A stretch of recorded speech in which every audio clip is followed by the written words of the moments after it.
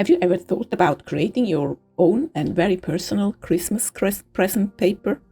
So you can make it like very, very personal for the person you want to give your gift to. So that's what I actually did this year. And I created my own personal created Christmas present paper. I'm going to show you how you can do your own. Let's create a new document. I create new. I select A3, DIN A3. It's probably not the size so huge for a very big present, but it's quite enough for small stuff.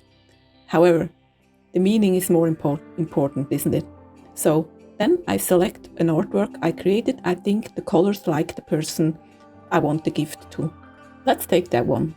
I really like the colors, and I believe the person I give the present to likes it too. So I just take one.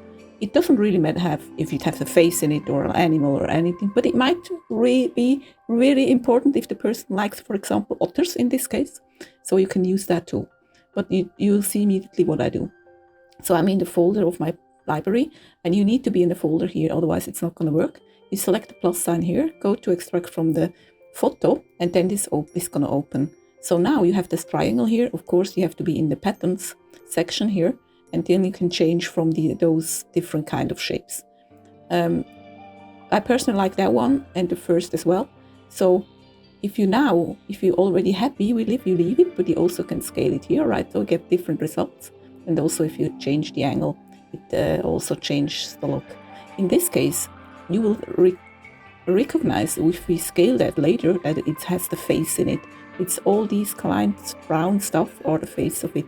In this case, I don't want to have that, so I just move that out so it's not going to recognize what it's behind or actually what the source is.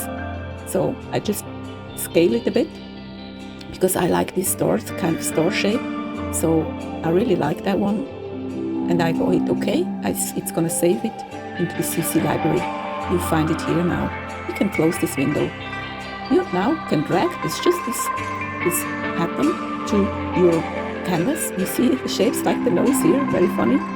But we're gonna edit here. Double click on the layer, and then you can change the angle and you can change the scale. I think 45 works very nice, so I'm gonna go with the 45 around that because it should need to be a bit of kind of pattern style. I think going even with 50.